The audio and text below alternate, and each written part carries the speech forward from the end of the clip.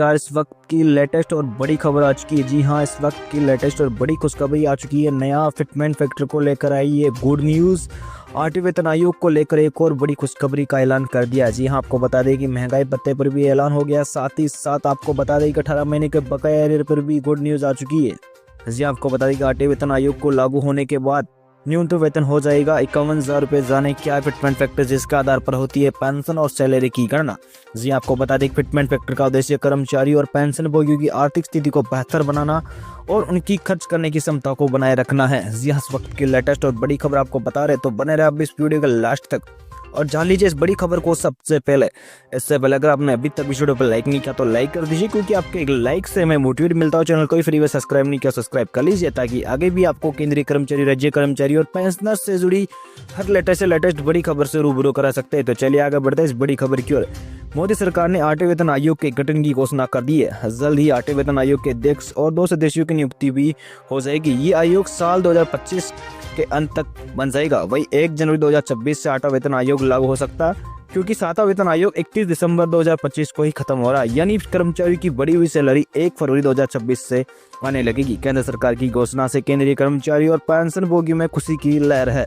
जी आपको बता दें कि मीडिया रिपोर्ट्स के अनुसार माना जा रहा है कि 8वें वेतन आयोग में फिटमेंट फैक्टर को 2.57 से बढ़ाकर 2.86 करने का प्रस्ताव रखा जा सकता है। अगर ऐसा होता है तो न्यूनतम मूल वेतन बढ़कर 51,480 रुपये हो जाएगा। मीडिया रिपोर्ट्स के अनुसार कर्मचारी यूनियन और अन्य कर्मचारी संगठन 8वें वेतन आयोग में फिटमेंट फैक्टर को 3 तक रखने की मांग कर रहे हैं। अगर उनकी मांग मान ली जाती है तो सैलरी में करीब 180% की वृद्धि हो जाएगी। हालांकि अभी ये सिर्फ मांग है। जी आपको बता दें कि कितनी बढ़ेगी पेंशन। वहीं अगर फिटमेंट फैक्टर में 2.86% की वृद्धि होती है तो पेंशन में भी वृद्धि होगी। वर्तमान में न्यूनतम पेंशन 9,000 रुपये। अगर ये 2.86 फिटमेंट फैक्टर लगाया जाता है तो केंद्रीय रिटायर्ड कर्मियों की न्यूनतम पेंशन भी 25,740 रुपये तक पहुंच जाएगी। क्या होता है फिटमेंट फैक्टर? ये आपको बता दें कि अब लोग जानना चाह रहे हैं कि आखिर में फिटमेंट फैक्टर होता है क्या।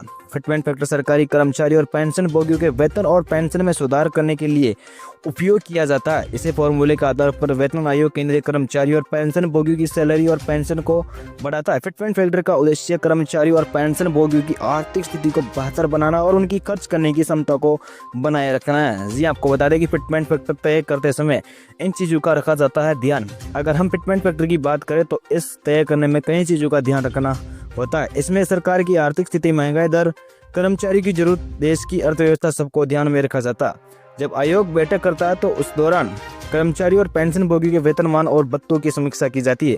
उसके बाद फिटमेंट फैक्टर निर्धारित किया जाता है। जब 7वां वेतन आयोग लागू हुआ तो उस पर फिटमेंट फैक्टर को 2.57 तय किया गया था। इसका सीधा मतलब होता है कि वर्तमान में जो भी कितना वेतन मिल रहा है उसको 2.57 से गुणा कर देना। अहम बात यह है कि ये केवल बेसिक है, इसमें बाद में महंगाई भत्ता और अन्य भत्तों का भी ध्यान रखा जाता है। जी आपको बता दें कि ग्रॉस सैलरी और पेंशन पर फिटमेंट फैक्टर का होता है सीधा प्रभाव। केंद्रीय कर्मचारी की ग्रॉस सैलरी और पेंशन पर सीधा प्रभाव फिटमेंट फैक्टर का होता है।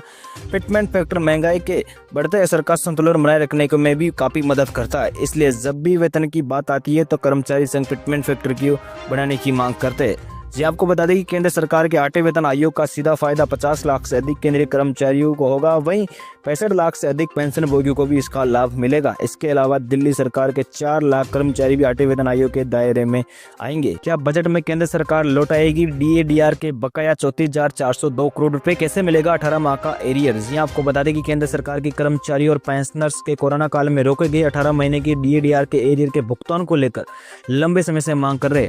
केंद्र सरकार ने संसद में ये बात मानी थी कि DA की बकाया राशि जारी करने के लिए कई कर्मचारी संगठनों की ओर से आवेदन मिले हैं।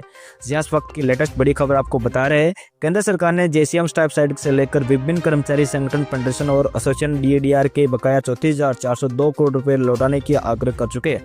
वित्त मंत्रालय में से कई संगठनों ने अपना प्रतिवेदन दिया। संसद सत्र में सवाल पूछा गया है कि मगर अभी तक सरकार ने ऐसा कोई आश्वासन नहीं दिया है कि जिससे सरकारी कर्मचारी और पेंशनर को उक्त राशि मिलने का कोई संकेत नजर आता। अब बजट में कर्मचारियों की ये उम्मीद नजर आ रही है कि सरकार पूरी राशि न से ही उसका कुछ हिस्सा ही जारी कर दे। दरअसल ये राशि कोरोना काल के दौरान रोके गए DADR के 18 माह का एरियर है। जी आपको बता दें कि केंद्र सरकार के कर्मचारी और पेंशनर्स को कोरोना काल में रोके गए 18 महीने के DADR के एरियर के भुगतान को लेकर लंबे समय से मांग कर रहे हैं। केंद्र सरकार ने संसद में ये बात मानी थी कि DA की बकाया राशि जारी करने के लिए कई कर्मचारी संगठनों की ओर से आवेदन मिले हैं। हालांकि सरकार ने इस संबंध में कोई ठोस भरोसा देने के बजाय साफ तौर से कह दिया है कि मौजूदा परिस्थितियों में डीए के एरियर की जारी करना व्यवहारिक नहीं है।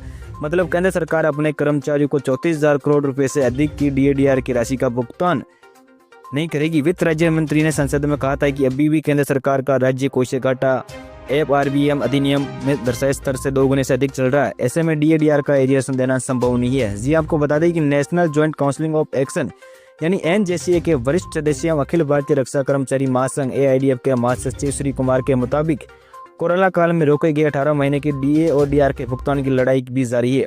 कैबिनेट सचिव को स्टाफ साइड के राष्ट्रीय परिषद जेसीएम द्वारा 18 माह के डीए एरियर के भुगतान के लिए पहले ही लिखा जा चुका है।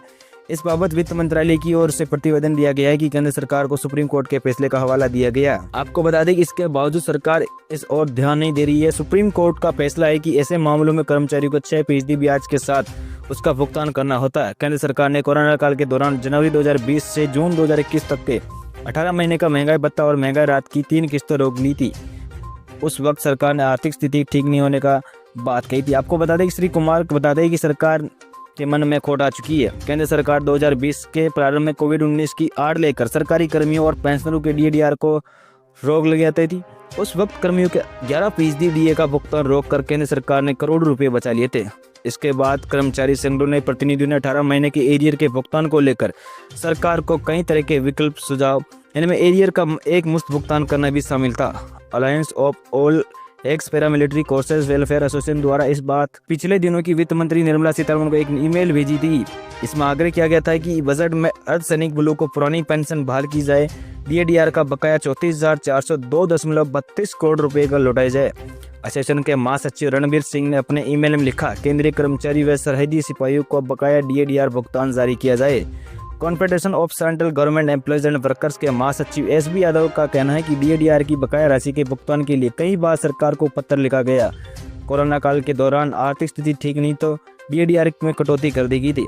अब अर्थव्यवस्था पटरी पर है तो सरकार को 18 माह के डीएडीआर का एरियर देना चाहिए। आपको बता दें कि सरकारी सेवा कोई अनुबंध नहीं है। ये एक स्थिति है, कर्मियों को सरकार से उचित व्यवहार की उम्मीद है। राज्यों की सेवाओं के लिए एक रोल मॉडल की भूमिका निभानी चाहिए।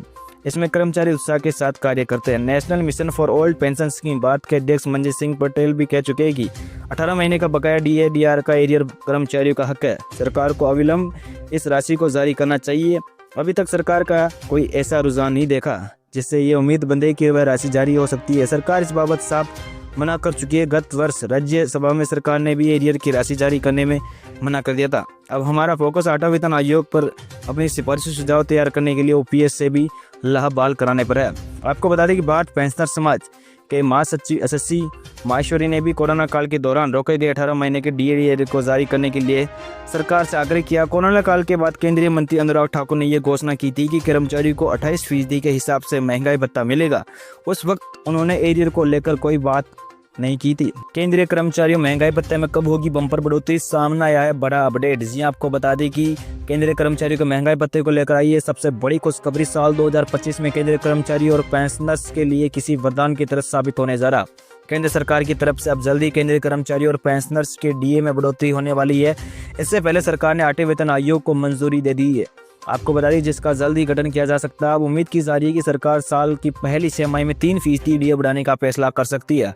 आपको बता दें इससे कर्मचारियों की सैलरी में रिकॉर्ड तोड़ इजाफा देखने को मिलेगा। इसका फायदा करीब 1 करोड़ से ज्यादा कर्मचारी और पेंशनर्स को होने वाला है। हालांकि सरकार ने अभी आधिकारिक रूप से डीए बढ़ाने की तारीख पर कुछ नहीं कहा। उम्मीद की जा रही है कि सरकार मार्च के महीने में पहले सप्ताह में डीए बढ़ोतरी कर सकती है। केंद्र सरकार डीए में 3% का इजाफा कर सकती है, जिसके बाद ये बढ़कर 56% हो जाएगा। बढ़े हुए डीए की दरें 1 जनवरी 2025 से लागू की जाएगी। इससे सैलरी में बम्पर इजाफा देखने को मिलेगा। अगर कर्मचारी की सैलरी 25,000 रुपये है तो 3% डीए के हिसाब से मंथली 750 रुपये की बढ़ोतरी की जाएगी। इस हिसाब से सालाना करीब 9,000 रुपये का इजाफा देखने को मिल सकता है। मौजूदा समय में कर्मचारियों को 53% तक के डीए का लाभ मिल रहा है। सरकार डीए में 2 बार बढ़ोतरी करती है, जिसकी दरें 1 जनवरी और 1 जुलाई से लागू होती है। 6 माह के आधार पर डीए की बढ़ोतरी घोषणा की जा सकती है। आपको बता दें कि 8th पे कमीशन कब लागू होगा। केंद्र सरकार की तरफ से जल्दी 8वें वेतन आयोग को लागू किया जा सकता है, जिसकी चर्चा तेजी से चल रही है। सरकार 8वें वेतन आयोग को मंजूरी दे दी है, लेकिन सभी को गठन का इंतजार है। सरकार 8वें वेतन आयोग का गठन मार्च तक कर सकती है। पूरी समीक्षा और मानकों के आधार पर इसे 1 जनवरी 2026 से लागू किया जा सकता है। 8वां वेतन आयोग लागू होते ही सैलरी में बम्पर बढ़ोतरी देखने को मिल सकती है, जो किसी तोहफे की तरह होगी। केंद्रीय कर्मचारियों के लिए महंगाई भत्ते में कब होगी बम्पर बढ़ोतरी, सामने आया बड़ा अपडेट। जी इस वक्त की लेटेस्ट खबर आपको बता रहे, साल 2025 में केंद्रीय कर्मचारी और पेंशनर्स के लिए किसी वरदान की तरह साबित होने जा रहा। केंद्र सरकार की तरफ से अब जल्दी केंद्रीय कर्मचारी और पेंशनर्स के डीए में भी बढ़ोतरी होने वाली है। इससे पहले सरकार 8वें वेतन आयोग को मंजूरी दे चुकी है, जिसका जल्दी गठन किया जा सकता है। अब उम्मीद की जा रही है कि सरकार साल की पहली 6 माह में 3% डीए बढ़ाने का फैसला कर सकती है। इससे कर्मचारियों की सैलरी में रिकॉर्ड तोड़ इजाफा देखने को मिलेगा। इसका फायदा करीब 1 करोड़ से ज्यादा कर्मचारी और पेंशनर्स को होने वाला है। हालांकि सरकार ने अभी आधिकारिक रूप से डीए बढ़ाने की तारीख पर कुछ नहीं कहा। उम्मीद की जा रही है कि सरकार मार्च महीने के पहले सप्ताह में डीए बढ़ोतरी कर सकती है। आपको बता दें कि बढ़कर कितना होगा डीए आपका। केंद्र सरकार की डीए में 3% का इजाफा कर सकती है, जिसके बाद ये बढ़कर 56% हो जाएगा। बढ़े हुए डीए की दरें 1 जनवरी 2025 से लागू की जाएगी। इससे सैलरी में बम्पर इजाफा देखने को मिलेगा। अगर कर्मचारी की सैलरी 25,000 रुपये है तो 3% डीए के हिसाब से मंथली 750 रुपये की बढ़ोतरी की जाएगी। इस हिसाब से सालाना करीब 9,000 रुपये का इजाफा देखने को मिल सकता है। मौजूदा समय में कर्मचारियों को 53% तक के डीए का लाभ मिल रहा है। सरकार डीए में 2 बार बढ़ोतरी करती है, जिसकी दरें 1 जनवरी और 1 जुलाई से लागू होती है। 6 मई के आधार पर डीए की बढ़ोतरी की घोषणा की जाती है। एड पे कमीशन कब होगा लागू, आपको बता दें कि केंद्र सरकार की तरफ से जल्दी 8वें वेतन आयोग को लागू किया जा सकता है, जिसकी चर्चाएं तेजी से चल रही है। सरकार 8वें वेतन आयोग को मंजूरी दे चुकी है, लेकिन सभी को इस गठन का इंतजार। सरकार 8वें वेतन आयोग का गठन मार्च तक कर सकती है। पूरी समीक्षा और मानकों के आधार पर इसे 1 जनवरी 2026 से लागू किया जा सकता है। 8वां वेतन आयोग लागू होती सैलरी में बम्पर बढ़ोतरी देखने को मिल सकती है, जो किसी तोहफे की तरह होगी। जी हाँ दोस्तों, ये थी बड़ी और लेटेस्ट खबर जो हमने अब तक पहुंचाई।